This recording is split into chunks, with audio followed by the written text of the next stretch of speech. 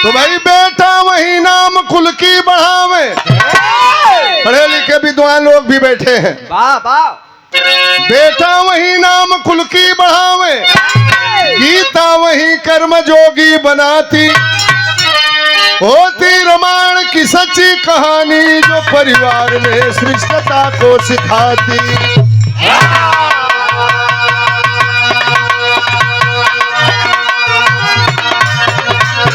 औरत वही जो पति को मह समझे, अग्नि वही बरात पर सब लुटाती, इच्छा वही जो कभी ना हुई हो, प्रतिज्ञा वही कभी तोड़ी न जाती।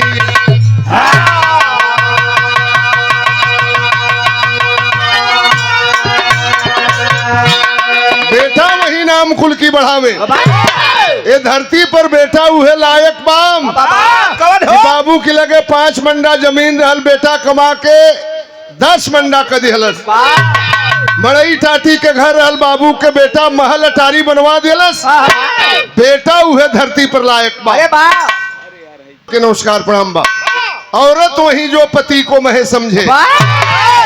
पॉइंट है इस बिरहा में। क्या बात है? ये धरती पर उहे मेहरारू लायक बा जौना के पति कान कोतर लंगड़ लूल कैसनो मिल जाए, भगवान मान के सेवा करें। इच्छा वही जो कभी ना हुई हो, प्रतिज्ञा वही कभी तोड़ी न जाती। यहाँ में गलन गजल के तर्ज बकौन है।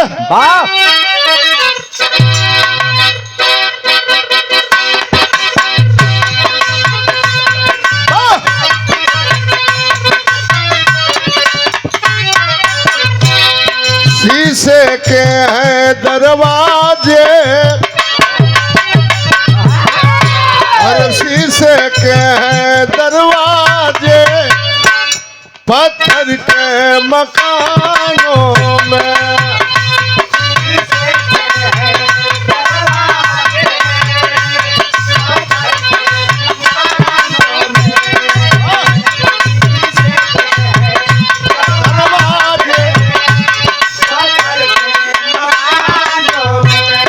ऐसे बढ़िया बिरहा के भाव बा।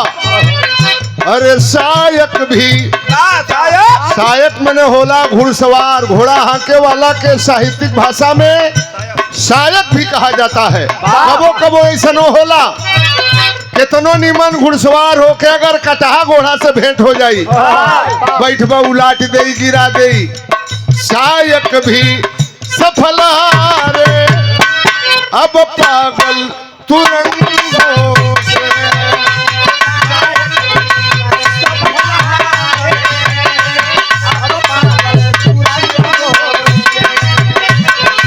सपेरा भी कबो कबो ऐसा होला गहुआ में है मदारी देखावला, सांप नचावेलन प्रधान जी। सांप की मुंह में अंगुरी डाल देलन, लेकिन देखे वाला कहले करे यार सांप होके काटत नहीं खे। लेकिन सिस्टम से मजाक नहीं होना चाहिए।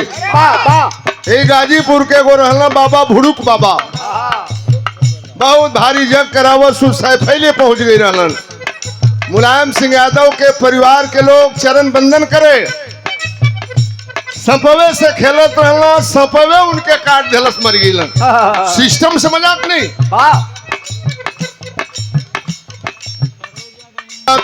सपेरा भी अरे दस जाता सपेरा भी, अरे पिस वाले भुजंगों से।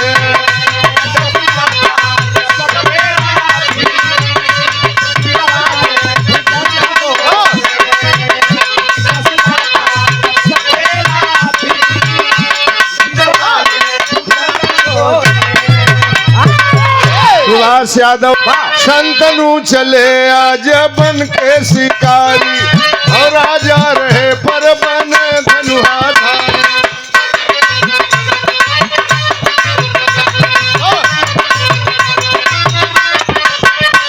मिला ना हिरन कोई जंगल के पीछे, कैले पहुंचे एक पहाड़ के नीचे।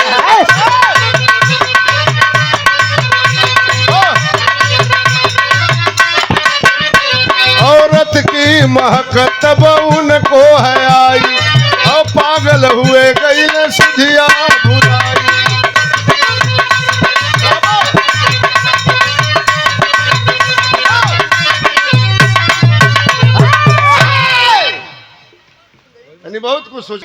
हस्तिनापुर के राजा संतनु नरेश के मन में आया शिकार खेले चल। अरे बाप घोड़ा पर बैठल हिनीनाथ घोड़ा लेके पहुंचल जंगल में। बड़ी जोर से राजा के प्यास लगल। आदमी बताओ ना कि कीबल गावत कीबल धावत कीबल घोड़ कुदावत। राजा के प्यास लगल घोड़ा पर बैठल गईला नदी के किनारे। जब नदी के किनारे गईला तब नजारा का देखला निकला तरज बाबा।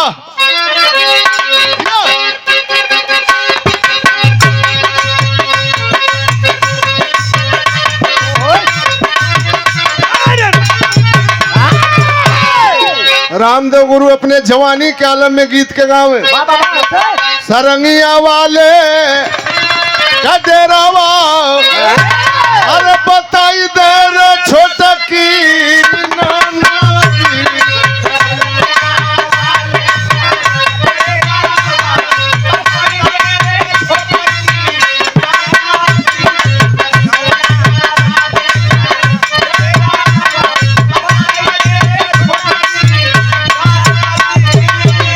ऐसे बढ़िया बिरहा के भाव बाप सवनवा की घेरे बदरिया अरे गुजरिया खोजे राजाना। सवनवा की घेरे बदरिया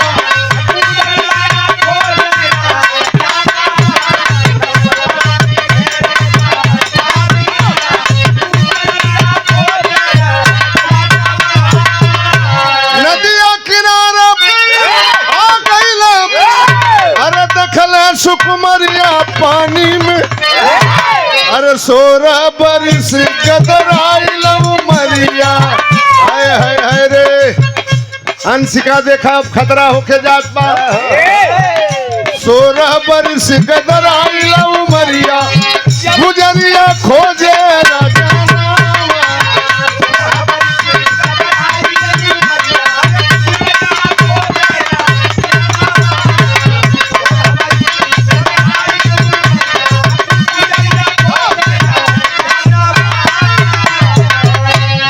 हवलदार भैया के बड़कर बरिस के वो मलाह के लड़की वही नदी के किनारे नैया पर बैठ के नैया के खेवत रहल। राजा के जब नजर पड़ल वो मलाह के लड़की पर बहुत जोर से प्यास लगल बा। कहला तनी नैया के रोक दे। नैया के रोकलस कहला बड़ी जोर से प्यास लगल बा तनी पानी पिया दे। इता हस्तिनापुर के राजा हूँ अब पानी पियावलस। राजा की नजर में वो मलाह के लड़की के सूरत धस गई। राजा के उम्र कितना रहल? कितना हो? 70 बरिस। लड़की का लड़की के उम्र 16 बरिस। जो लग गई। राजा कहला तनी नैया पर बैठा के हमके झिझरी खिला दे। कहला हस्तिनापुर के राजा हूँ झिझरी खिलाई तो खेवा में कुछ देवे करी है। नैया पर बैठौले बे राजा के। राजा जब देखला ओकरे खूबसूरती के श्रृंगार रस के भाव बा तरस कौन बा मास्टर।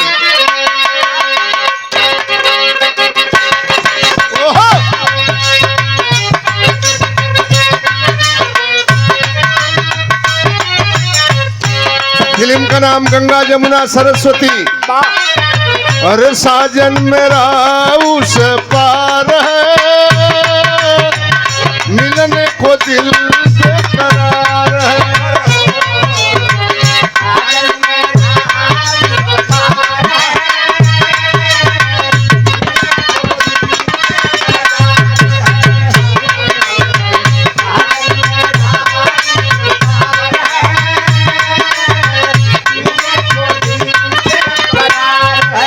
राजा नैया पर बैठल हूँ कला करे खूबसूरती के प्रधान जी।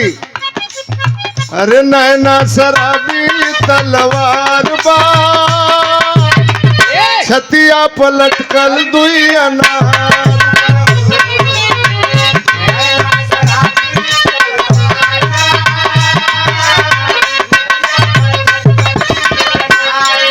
तलवार बा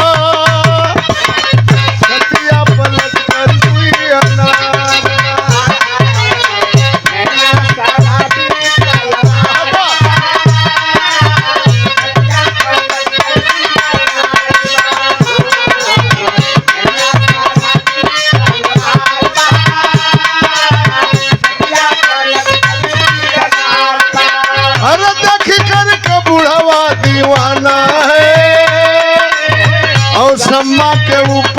परवाना है, बोला सुना के एक गाना है, अरे हमको भी उस पार जाना है, तुम्हारी हाथ में पतवार बा,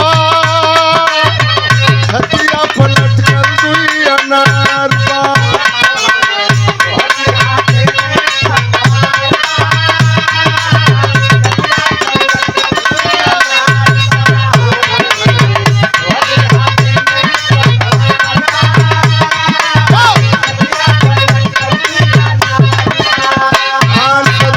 पुरस्कार सुबच्चन यादव संयुक्त पुरस्कार ओह पार लेके गई राजा गईला बलुआ रेता पर। अरे वाह हिर मोना खैला सबके नमस्कार प्रणाम बा। राजा के मैदान लागल, राजा गईला बलुआ रेता पर। देखा भी भाषा पंडित जी वाह वाह ये खत्म हो गई, बात याद आ गई। वाह कैसे पहले जब आदमी जाओ सवेरे लोटा लेके मैदान होके खादी के तो के झड़ा फलाना झड़ा फिरे गई बड़ो, फराकी ठोके गई बड़ो। अब एक घरी आदमी कहता है कि फलाना लैट्रिन में गई बड़ो। खूब बढ़िया मकान बनवा दो, वही में लैट्रिन बा, दरिये खा दरिये हग दो, खत्म कहानी।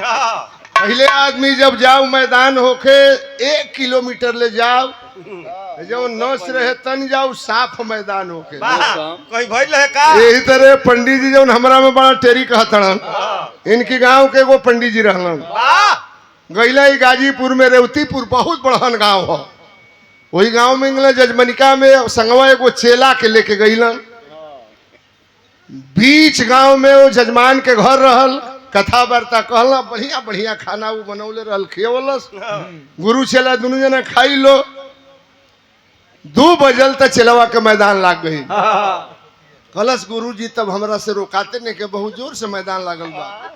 कहला बीच गांव में घर बाप तो 1 किलोमीटर बाहरा जी तब न सिवान मिली। तो धोती बिगड़ जाई। कलश कब हमार धोती बिगड़ जाई, अब जल्दी कोनो उपाय लगाई। वही जा नारी रहल, पत्थर के पटिया लगा रहल। कहला धीरे से पटिया हटा के वही में हो ले ससुरा बेरा के देखा था। पटिया हटा के वही में मैदान होके लागल। अब तो ओकरा गैस बन रहल। जब मैदान होके लागल तो फड़फड़ फड़फड़ फड़फड़ फड़फड़ जब कैलस, गुरु जी कहला के रे साला धीरे से हो खदमिया जान जई हम। कलश की का बताई गुरु जी, साला कितनो ब्रेक लगावत तई ब्रेकवे नहीं खेला गल।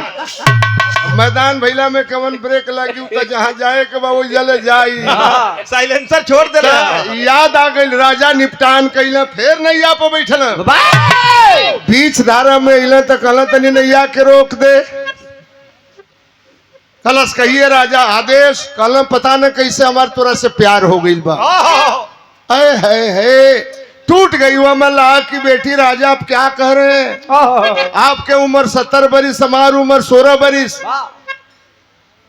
ये आप मजाक कर रहे हैं? कलन कुछ नहीं, कलन हमार मन बा हमसे ब्याह कर लेते। कलन सरे राजा आप क्या बात करें, आपका बेटा है, आपकी शादी हो चुकी है, आप शादी की बात कर रहे हैं? कलन ब्याह ना करबे तई नदी में कूद के जान दे दे। कलश काहे के नदी में कूद के जान दे राजा? हमरे शादी के मलिकार हमार बाप हो, हर बेटी के मलिकार ओकर बाप होला। हमारी बाप के नाम दशाराम मल्लाह राय लेला, हमार बाप तैयार हो जाए तभी आकली। सोचला जब एकर मन बात करी बाप के मन काहे ना होई। नेवरिया जा किनारे पर लगी, अरे राजा हुआ दीवाना, बूढ़ी बाहू मरिया रे मरिया रे मरिया। राजा घोड़ा पर बैठलन, गईला महल में, रात बीतल, सवेरे की बेरा में घोड़ा पर बैठलन, गईलन मलाह बस्ती में दासाराम मलाह के दरवाजे पर बैठ के जाल बीनत रहल। खड़ा हो गया राजा, कैसे इतना सवेरे, हमसे कोनो गलती इतना भइल? कहला कुछ गलती नहीं, एक सवाल लेकर के आया हूँ। ये इश्क का रोग होता है। 70 बरस की उम्र में राजा के प्यार के रोग धैलस। एक सवाल लेकर के आया हूँ, कलश आदेश करे राजा। लजाते लजाते राजा कहला अपनी लड़की के बियाह हमारी संगे कर देब। ओ हो आंखों में आंसू भरे आ उस गरीब मल्लाह के। कलश राजा हम गरीब जरूर हैं मगर हमारी आबरू गरीब नहीं है। आप छत्री कुल के राजा, आपके उम्र 70 वर्ष, आपका एक बेटा है और आप शादी की बात करते हैं। कल बियाह न करबे तो ही जब फांसी लगा के मर जाए। कलश काहे फांसी लगा के मुंह पर आ जा। शादी करूंगा अपने बेटी की आपके साथ, लेकिन ही बुझबो कि मजा लेबे खतरी के बियाह करी तो इतना हुई। हमारी भी एक शर्त है, शादी करूंगा अपने बेटी की। बोल पड़ा मल्ला तुरंत, शादी तो है मंजूर मुझे, मगर बेटी का बेटा राजा हो यह शर्त बड़ी मशहूर तुझे।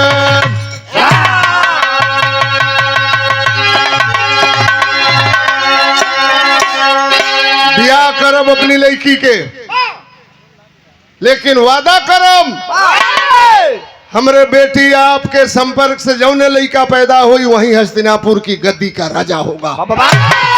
अवाक हो गए राजा, नहीं ऐसा नहीं होने दूंगा। मेरा एक बेटा है, अपने बेटे से घात नहीं करूंगा।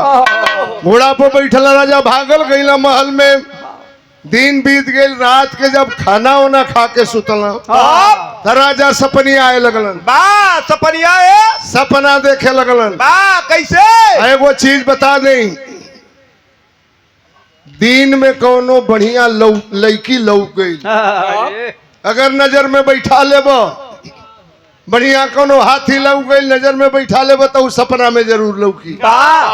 राजा की आंखी के सामने वो मलाह के लड़की के सूरत हसल बा। सुतला था सपना का देखा तना तरज बा।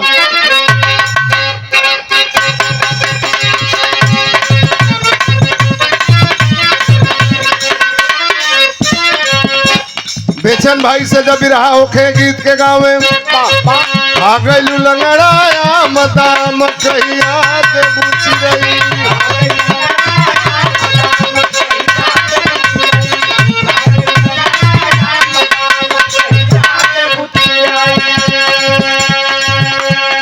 हमरे गुरु एमएलसी साहब से और जब बेचन भाई से बिरहा होके तो एमएलसी साहब जवाब दे, हम है मजनू के यार प्यार सिखलाई बे गोरी।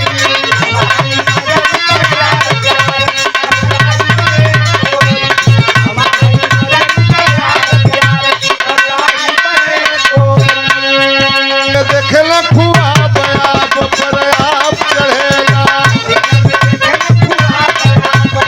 खेवल नैया मलाक छोकरिया।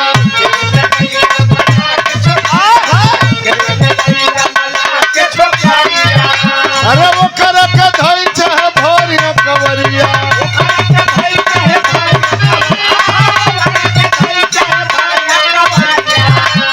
मन जसन चल शराब आप पर आप चढ़ेला।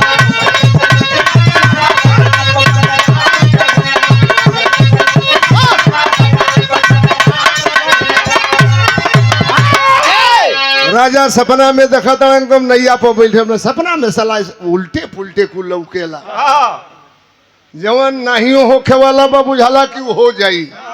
राजा सपना में देखा था कि नैया खेवत पर बैठल बानी, ओकरा के दौड़ दौड़ के अकवारी में धरतनी। राजा सपना में इहो देखा था कि ओके नैया पर हम पटक दिले बानी। बाबा तोले आइन में के पर राजा का धोतिए बिगड़ गई। होला तोर संग ना भइल का? देखा हमरे संगे नहीं केहू की संगे हो सकता। सही है। सपना में ये होला। मैं तो कोनो लड़की से मेहरारू से धरब तो ले ए जा आउट, विकेट गिर जाई, खत्म, एको रन ना बनी। राजा के नींद टूट गई। अरे बाप रे बाप, दादा हो जान गई। बगल में उनकर लड़का देवव्रत सुतर रहल। सोचलन कि कई दिन से बाबू न बढ़िया से बोला तना, न खा तना, न बतियाव तना, तो बुझाता कि इनके लवलाइटिस के बीमारी धैले बे। चोरी हत्या पाप ये तीनों छिपौले छिप ना सकेला। जान गिला देवव्रत की बाबू के बियाह ना हुई तो जान दे दी। हो सवेरे देवव्रत गईला दशहरा मलाह की दरवाजा पर, कहला नाना गोड़ लागतनी। कहा वो मलाह, अरे भैया काल तोहर बाबू आई रहना, आज तू आइल बड़ो। वो छिपे छिप ना सकेला। जैसे जैसे एगो राजा के लड़की के बियाह होत रहा। देश के राजा महाराजा पहुंचे रहलन। वाह वाह तो एक हरी भाई दूसरा सिस्टम से भी बिया होता है। ये डिजिटल इंडिया बा। हाँ ये मोदी के हाँ ऐलान है डिजिटल इंडिया। जेवन मन करे खा, जेवन मन करे पहिर, जेवन मन करे पिय। पहले के जमाना में सिस्टम से शादी होके पर्दा में एक और लड़का रहल, एक और लड़की। जयमाल ना रहे, जयमाल सिस्टम ना रहे, बियाह होत रहल। तबले लड़किया के बहुत जोर से हवा खुल गई। तब तक जितना आदमी रहना सब मुंह तोपे लगल, करे भाई राजा के लड़की। तबले बगल में नवनिया रहे, पट दे खड़ा हो गई। देखा छिपावत, देखा कैसे इज्जत बचावत है राजा के। पेट सुघरावे लागल, कहलस कि कई दिन से बियाह करावत नहीं, उलगड़म 22 खाए के मिला था, माफ करब, हमार तबीयत ठीक नहीं है, हमार पेट गड़बड़ हो गई बा। मैंने ही बता दिलस कि राजा के लड़की के हवा नहीं के खुलल, हमार हवा खुलल बा। राजा सोचलन कि नवनिया हमरे बेटी के इज्जत बचा दिलस। हीरा के हार पहिरलन राजा, निकाल के नवनिया के गला में पहिरा दिलन कि हमारी इज्जत बचा दिलन। अब राजा के लड़की मड़वा में बैठे रहे, कलस सहजे लेके जा ले। हई न देखा इस सहजे में नवनिया हीरा के हार लेके चल जल। ए पर कहली की चोरी हत्या पाप को वो छिपौले छिप न सकला। राजा के लड़की पर्दा की बारह बैल कलस, अरे हाँ बदली है, हम हार लेके जाई नवनी है। ये चलाक भइल बड़ी। यही पर हमके बात याद आ गई, देव व्रत के जानकारी हो गई। हमारी बाबू के बियाह ना हुई तो मर जाइहन।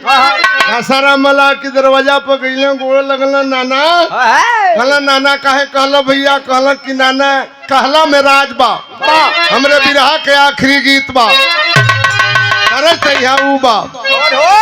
है कुल धुन गईली सब। गाजीपुर के गवैया शिवमूर्त उस्ताद, ऐसन गवैया हमरे बलिया के बाला मास्टर पंडित परशुराम यादव, ये लोगन के जमाना रहे। सबकर एक एगो स्पेशल गीत रहे, एक एक कहरवा गीत कहल जाई, कबो जिंदगी में पुराने न होई। के सुनो न बेली तोरे झूलावा में भैली, तनी मंगनिया दैदना, तनी मंगनिया दैदना, हमका जन जना पुरनिया, तनी मंगनिया दैदना।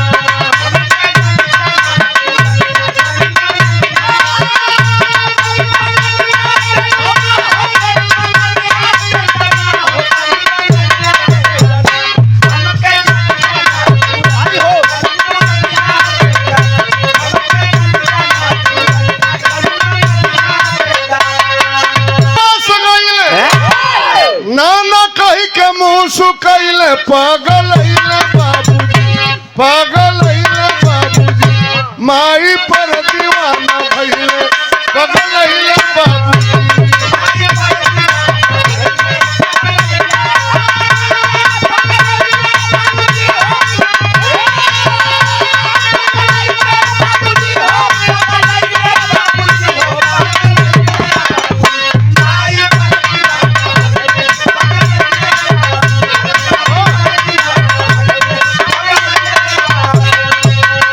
नाना ऐसे कहलिए, बिरहा का अब कोटेशन है, जरा ध्यान से सुनेंगे। नाना ऐसे कहलिए, ये अपनी लड़की के बियाह कर हमारी बाप की संगे। बेटा हो तो ऐसा कर बियाह अपनी लड़की के हमारी बाप की संगे, हम वादा करतनी।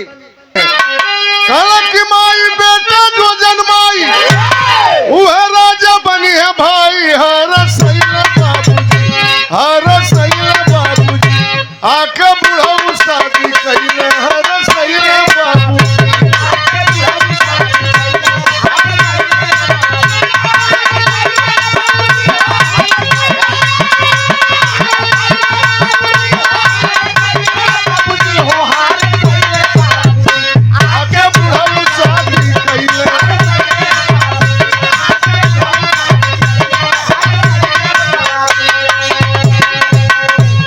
हम वादा करतनी, प्रतिज्ञा करतनी अपनी बेटी के ब्याह कर हमारी बाप की संगे वाह था जिंदगी हम ब्याह ना करब आई संभव तबे बा कई प्रतिज्ञा बा हमार रहब जिंदगी भर कुआर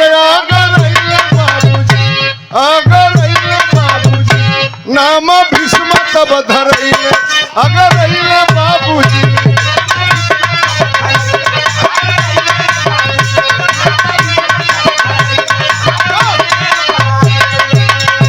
अपने बाप की खुशी के लिए ता जिंदगी शादी नहीं करूंगा इतना भीषण प्रतिज्ञा कैला देवव्रत वाह तब से उनका नाम बदल करके भीष्म पितामह हो गया राजा नहीं है मन लो लड़की से ब्याह कहिए लिहला ब्याह कैला के बाद भइल काम जनमा राजा दुई ठेला नवा मनवा बाउर बा अमाई की सेवा में हाजिर जनवा मनवा बाउर बा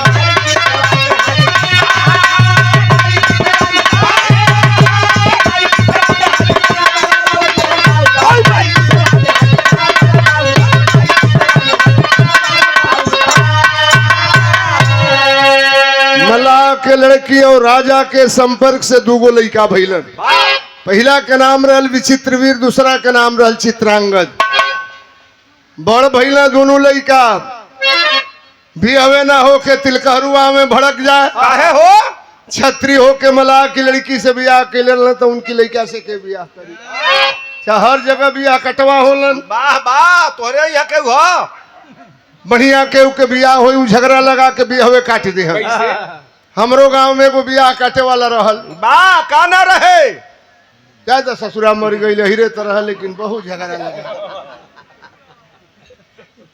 ब्याह शुद्ध होके ना देऊ अरे वाह हमार गांव खाटी केवल एक बिरादरी के हिर बिरादरी के गांव बात कोई नहीं बुझो तो गांव की पूर्व बोरो कर घर रहल तिलकहरू जब आव देखा खटिया बिछा के बैठा रहे कह के भैया कहाँ जेब जा तो यही गांव में को लड़का देखले बन जा चला हम लिया चली संगे लेके चल दे वो जब द्वार पर जाओ तो कहे के रे लइको आई तिलकहरू लो आइल वालो तनी पानी पिए के ले आवस वाह ऐसन बा कि लजाए के नहीं खे लोटा गिलास ना हो के तजा समरी घरवा से मंगले आवस अब तिलकहरू सोचे जे करी घरे लोटो गिलास नहीं के का बियाह करबो सरवा ही तर बियाह काट दे तिलकहरुआ में भड़क जाए के बियाह करी वाह और ये मुसाफिर यादव जी की ओर से पुरस्कार बहुत बहुत प्रणाम वही समय काशी राजा अपनी तीनों बिटियन के स्वयंवर चले रहलन अम्बा अम्बे अम्बालिका के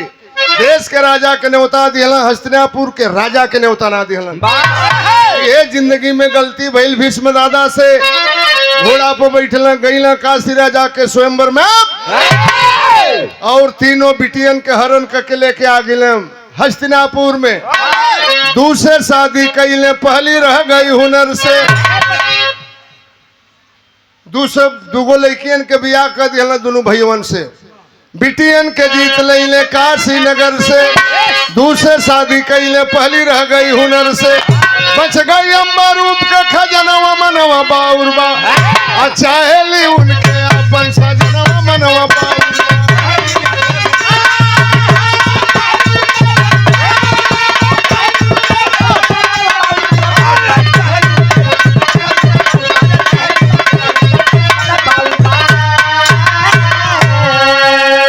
दोनों लड़कियन के बियाह दूगो भैयवन से करा दिलन जवन मलाहिन से जामा रहलन अम्बा बाँच गई कहलत दादा हमसे बियाह कल भीष्म ने तो प्रतिज्ञा किया था कि बाप की खुशी के लिए और हस्तिनापुर की गद्दी के लिए परिवार में झगड़ा ना हो हम भी हवे ना करब हरस हमसे तू बियाह कल अनिल कुमार जिला खत्म करे जाते नहीं चुनाव हो गई भाई घड़ी के बहुत महंगा हाँ सही है एक प्रत्याशी लोग समरल अबे से संभार देता नहीं है कि बुरा मत मनिया जा इसको हल्का में मत लीजिएगा ये घड़ी के चुनाव में रुपया दारू मीट मुर्गा रही उहे चुनाव जीती इमेज करी ओर से कमी भइल गई जाएगो प्रचार में तो प्रत्याशी जहिया खूब खर्चा करे कार्यकर्तन के मीट मुर्गा दारू दे या करता नारा लगावा से कि दाम है दारू है नेता बड़ा जुझारू है। अरे वाह जहिया तनिको कमी पड़ जाओ तब मीट मुर्गा मछली में तो नारा बदल दो सब। कैसे कैसे पैसा रुपया दारू मुर्गा मिले तो कह सकी दाम है दारू है नेता बड़ा जुझारू है। वाह अजहिया ही कुल नाम मिले तहिया उल्टा नारा लगा दो सकी न दाम है न दारू है नेता झाटू खारू है। भैया जमाना दूसरे तरफ चला गया है। आप मेहनत करेंगे मंजिल मिलेगी। अब ये घड़ी के चुनाव बहुत महंगा हो गई बा। इस सबके बस के चुनाव नहीं बा, लेकिन उसी में किस्मत आजमाना है, मंजिल जरूर मिलेगी। बहुत बहुत नमस्कार। कलश हमसे बिया कल अम्बा कलश हमसे बिया कल हम कहा जाई कल के हम बियाह ना करो प्रतिज्ञा कैले ही कलश अरे मऊगदास गई रहा हमारी बाप की स्वयंवर में हरण के तीनों बहनियन के लेके आ गई दुनू के तबिया कर दिया। हम कहा जाई एक बात कहा भीषम दादा ने अरे बोले भीषम रवि शशि बदल जाए चाहे बदल जाए माई गंगा जी के धार अरे पर नहीं बदली हमारे परनिया रोवत बड़ी अम्बा बाजार हो प्रस्ताव अम्बा वाला ठुकाना वाले चली भैली अम्बा तब होई लाचार गईली पहुंची परशुराम के कगरिया चला और गुरु ठाने युद्ध बरिया करता समारोह में बीतल सारा दिन आखिर परशुराम गईले चला पागल जैसा घूम रही अम्बा मैं कहा जाऊं साल व नरेश अम्बा का प्यार चलत रहल अब तो वो भी हमें ठुकरा देगा। रोवत पहुंचल भीष्म के गुरु के नाम रहल पंडित परशुराम फरसा वाला कल तनिन के गुरु के समझा दी हमार अपमान मत करें। गईल परशुराम जी के पैर पकड़ के रोवे लगल अपनी चेला के समझावा हम कहा जाइए चढ़ली जवानी में। फरसा उठौलन परशुराम बुलाते भीष्म दादा को क्यों नारी का अपमान कर रहे हो? नारी सृष्टि की जननी है, इसी से हम और आप पैदा हैं। क्यों नारी का अपमान कर रहे हो? क्यों नहीं शादी कर रहे हो? कहना भीष्म दादा की पूरब का सूरज पश्चिम में उदय हो सकता है, संभव है। माता गंगा की धारा बदल सकती है। प्रतिज्ञा कैले बनी बाप की खुशी खातिर के बियाह ना करब त ना करब। गुरु चेला में लड़ाई भइल, आखिरकार गुरुजी हार गईलन चेला से। बगल में खड़ी थी अम्बा श्राप देती है जाओ भीषम, आंख में आंसू है और जाल से तुम्हें इतनी नफरत है, श्राप देती हूँ लड़ाई के मैदान में तुम्हारे मौत का कारण औरत बनेगी। अरे दिहाली अम्मा श्राप औरत सब मुकोई बयाब तोहरो झुक जाई गर्दनिया समर के बिचवा।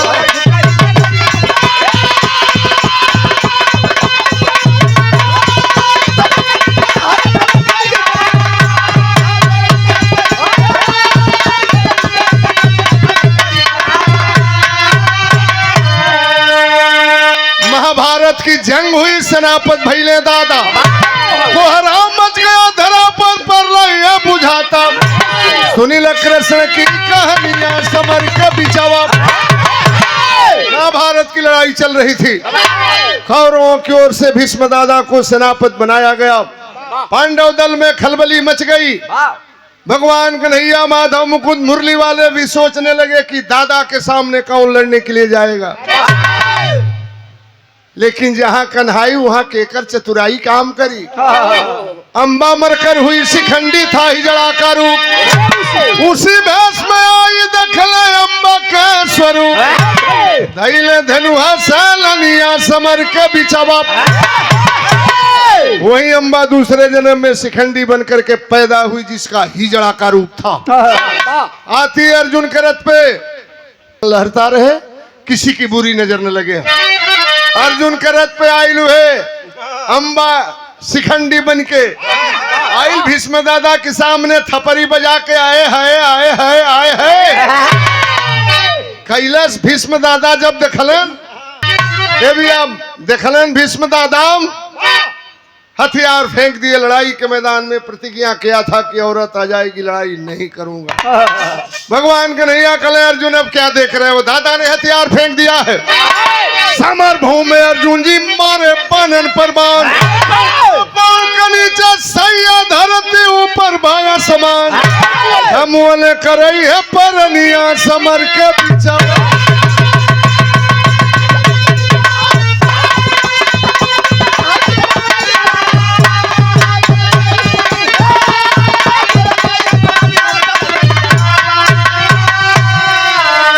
की सरसैया पर पड़ गए भीष्म दादा एक ही चीज के लिए कि हस्तिनापुर की गद्दी के लिए झगड़ा न हो। आज वही झगड़ा खातिर के लड़ाई होत बा। बेईमानी, ईवीएम में चोरी, जवन ना होके के तेवन होता। मैं विषयांतर नहीं होना चाहता। त्याग दे दिया भीष्म दादा ने अपने बाप की खुशी के लिए। आखिरी लाइन में भाव है, कुसुम पर आग देव राम, पसारे जद्दू के पैगाम, जा किनारे पर लगी अनुपम का